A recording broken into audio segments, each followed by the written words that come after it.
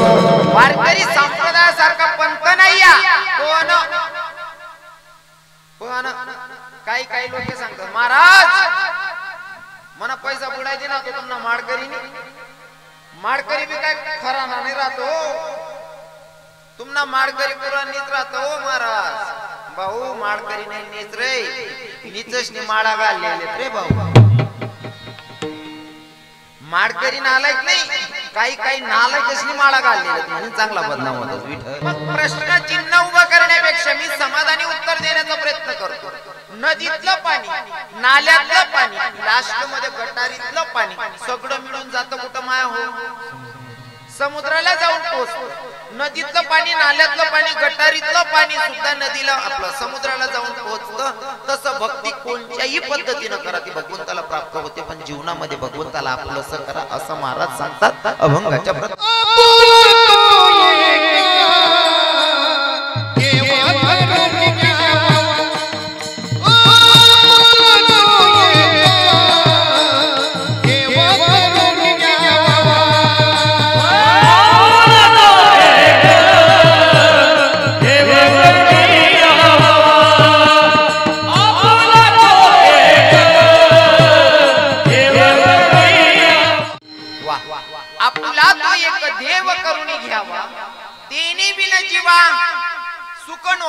आणि सुख जरी भेटावं वाटत असेल तर ते फक्त भगवंताच्या चरणात संसारात सुख नाही आहे संसारात सुखाचा विचारच नाही आहे समाधान भेटत नाही तर सुखाचा विचार कुठे सुख आणि समाधानामध्ये पण फरक आहे अजून संसारी लोक समाधानी व्हायला नाही बरोबर आहे का तुम्ही मला एखादा सांगा महाराज मी एकदम समाधानी असं सांगू एखादा शेका कोणी अजिबात नाही पहिलं पत्तर घर राहणार पहिले तर भाडांगर मारावं बाळांगर मारणारले असं वाटत पत्तर न कवाय ना स्वतः नव्हे जावं पाहिजे पत्तर न वही ना मग बाजूवाला नसले आपल्या ना भगवान स्लॅब टाकायचा ना नुसता तरी बस काहीच अपेक्षा नाही स्लॅब टाकायच घ्या या पत्रे पडापेक्षा वर चढायली संपतोय का पेक्षा संपते का अजिबात समाधान नाही समाधान नाहीये म्हणून चांगला मरी जात असतो लोक टाया पटत नाही अजून मी पशाला शेतात मरी जात असतो लोक सुद्धा समाधानी जीवन जगतात ते लोक उदाहरण म्हणून सांगेन एक म्हातारा मरावर पडेल होता सिरियस डॉक्टरने सांगितलं म्हातारा संध्याकाळशी उपडी जाईल मन भाषा म्हातारानं संध्याकाळपर्यंत लेंडर पुसवाई जाईल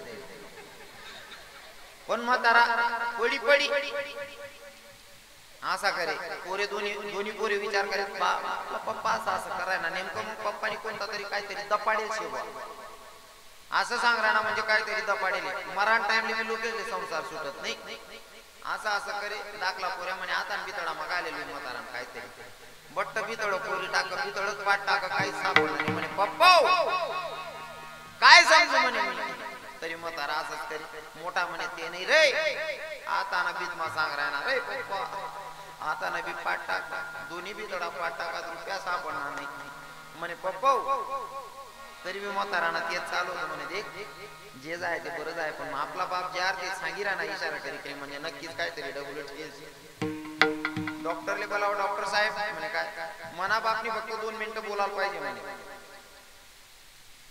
असा काही पर्याय शे का म्हणे तुम्हाला बाप 2 मिनिटं बोलले त्यांसाठी एक पर्याय एक इंजेक्शन आहे पण इंजेक्शन 40,000 रुपये 40,000 जाऊ दे कितला येत नाही काय येत नाही देवाय जाते 40,000 रुपयाने इंजेक्शन देणं म्हातारा 2 मिनिटांना बोलक कर म्हातारा बोलायला लागणार पोरे म्हणे काय पप्पा काय होतं म्हणे काय नाही पाहू म्हणे आपली पीठ गायनी बाजून काही मागले जायले ती मागितली जाते कितला येडापणा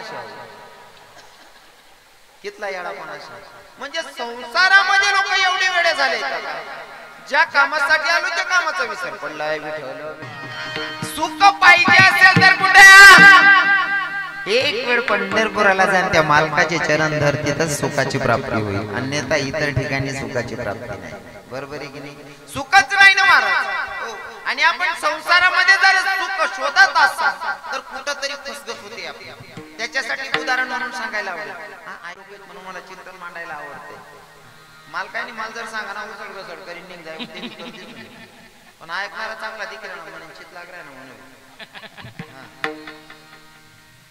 सुख पाहिजे असेल तर ते फक्त भगवंताच्या चरणात. पण आता भगवानीकडे जावाल कोण तयार नाही. संसार मा लोक येडावी जायचे आणि संसार मा इथला येडावी जायचे. एका ठिकाणी पोतामध्ये चिंतन आलेलं आहे. सुदामजी आणि कृष्ण भगवंत जमुनाजीच्या किनारी अशी चालत होते. चालत असताना सुदामजीनं कन्हैयाला विचारलं, कन्हैया अरे भैया माया क्या होती है? कृष्ण भगवंतानं सांगितलं माया क्या होती देखना है सुदामजी. बोले हा. सुदामाला पाण्यात घेऊन गेले जमुनाजी मध्ये. जमुनाजीला फक्त गुडघा इतकं पाणी होते. शेंडी धरली पाणी मागूच काय तिनं सुदामजी पाणी मागूच का गुडघा इतका पाणी मा सुदाम वावायला लागला. माया काय असते संसारात आपण या मायामध्ये मोहमध्ये अडकलोय ना त्याचं काय होतंय ऐका. सुदामजी पाणी मागावायला लागला. सुदामजी वाईर आहे ना. सुदामजीला फक्त माहिती आहे मी मरी जाऊ कसा तरी स्वतःना जीव वाचण्यासाठी नदी ना कोपरा धरा. जमुनाजी नाही कोपरा धरा. कोपरा धरी वर चढणार. सुदामजी वर चढणार तसंच सुदामजी देख डोल नगारा वाजी राहतात. एक रथ तयार होता. दोन जणांनी सुदामजीला हात धरले रथमा बसाडला. सुदामजीले भी सुधरणे काय वेळ आहे ना असं. सुदामजी म्हणे एकाला बोलवलं, ए भैया अरे ये क्या हो रहा है? हमें कुछ पता नहीं चल रहा भैया, ये हमारे साथ क्या हो रहा है? तू मानुजी सांगा म्हणे सुधा भाऊ आमना राज्यानी प्रथा अशी आठेचा राजा मरणार जो पहिला भेटस त्याला डायरेक्ट राजगादीवर बसवतात म्हणे. सुदाम म्हणे हो म्हणा बापरे आहे ते बोलतो बारी काम होईल वायती राजगादी. सुदामजीला राजगादीवर बसवलं. करू नका. सुदामजीला राजगादीवर बसवलं. आता सुदामजीचा संसार सुखाचा चाललाय. बरीच वर्ष निघून गेली पण नेमकं एके दिवशी संकटानं सुदामजीच्या जीवनात प्रवेश केला आणि सुदामजीची पत्नी वारली. राजाची पत्नी मेली.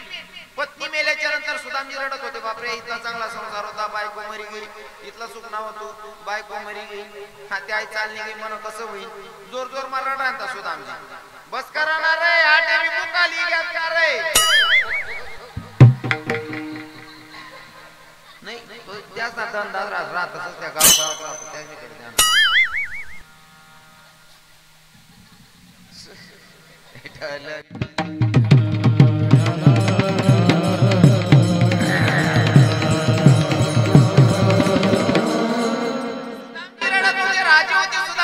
अरे भैया एवढा सुखाचा संसार होता माझी राणी होती राणी मेली आता माझं कसं व्हायचं.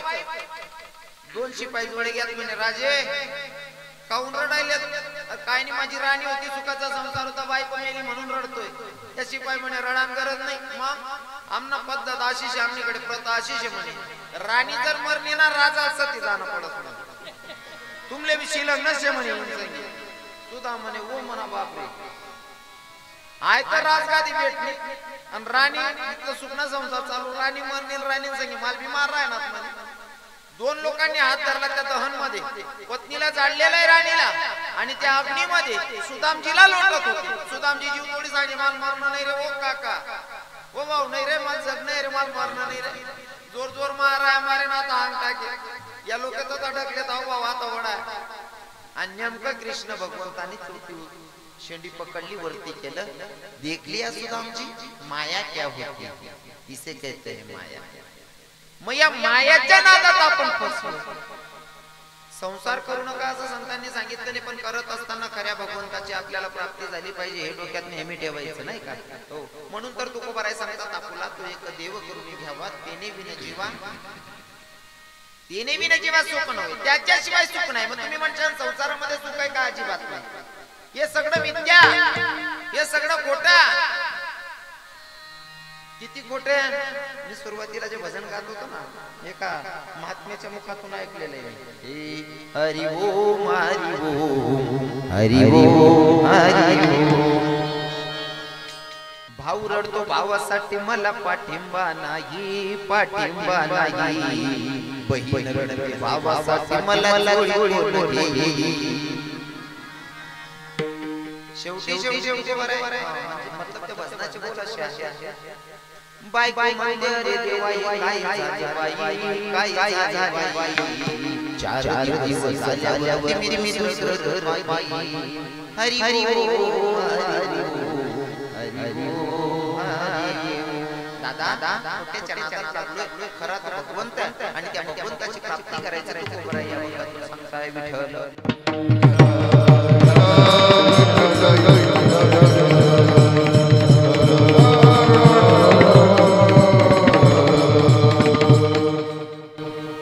खरं तर तुमचा कीर्तनाचा टायमिंग होता 8:30 ते 10:30. आता बघा बरं घडी किती वाजले इथं. 10:30 वाजे घ्या म्हणजे तुम्हाला टाइम कदा घेत कार्यक्रम टाइम सरी घ्या तुम्ही. चाल दिवस पण असं नुसतं चाल द्यावा कसं काय देखील तसं नाही राहत. आता मला सांगा तुम्ही जर आटे बसेल कमीत कमी 10 मिनिट तरी होते बरोबर आहे ना. तुमनं ठरेल स्क्वेअर फूटवर घर बांधायची आणि वरणार एक्स्ट्रा रूम जर बांधणार ना फुकट बांधली सोप्या सोप्या गोष्टी येत नाही समजत नाही का तुमले व्यवहार विठ्ठल.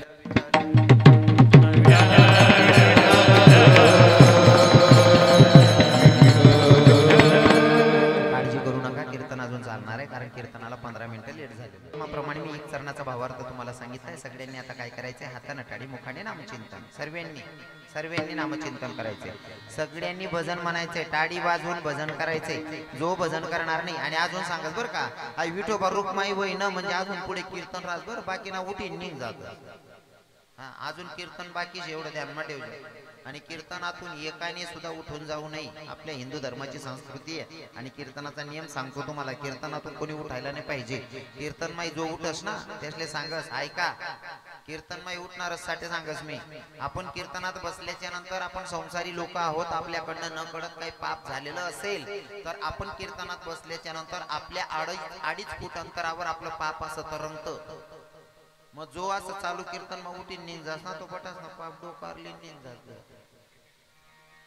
तुम्ही म्हणसाल महाराज आहे विनोद मनीषने अजिबात नाही रिअल सांगतोय. मग तुम्ही म्हणसाल महाराज कीर्तन नंतर बी ते उठणंच ना. कीर्तन नंतर उठायचं पण जेव्हा आमचे महाराज मंडळी शेवटचं भजन गातात ना जय विठ्ठल जय विठ्ठलच्या भजनामध्ये त्या पापाची होडी होते मग तुम्हाला जायला रस्ता मोकळा होतो. तोपर्यंत कोणी जागा सोडायची नाही. विठोबा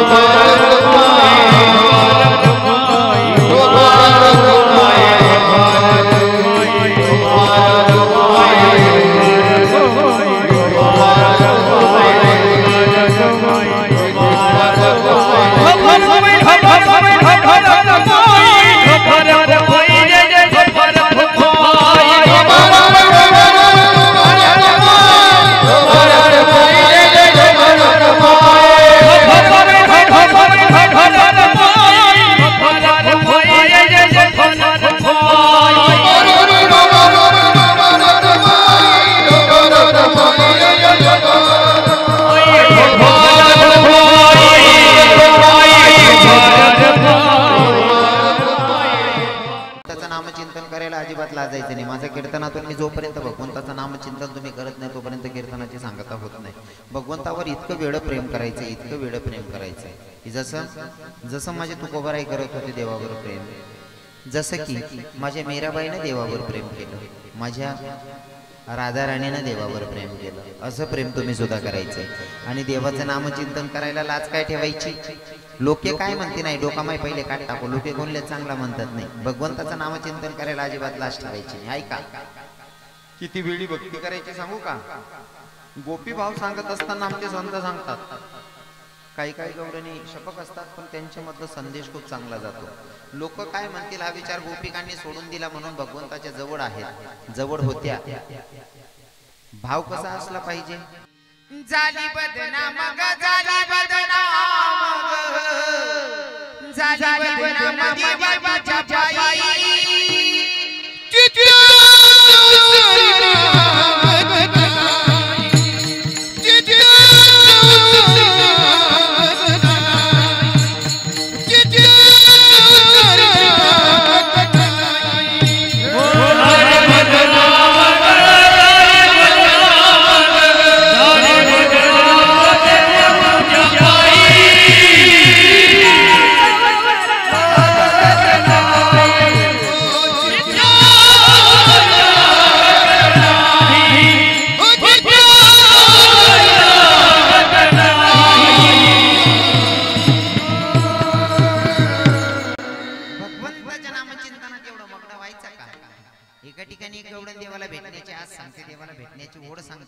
तुझ्या माझ्या भेटीसाठी साखर कुठे हरवला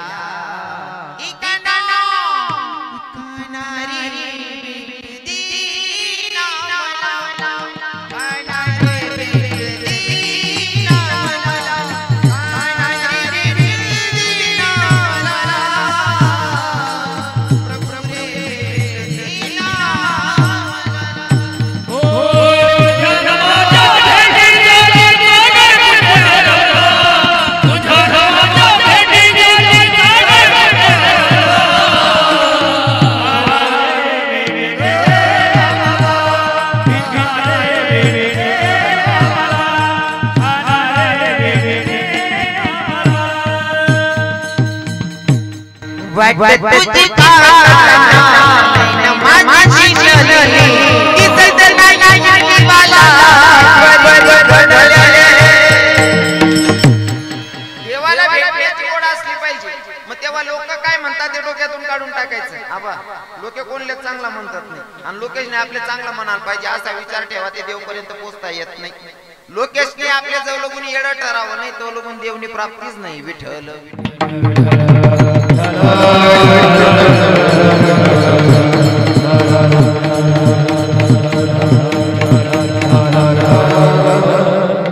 म्हणून भक्ती करत असताना अजिबात न लाजता देवाची भक्ती करायची.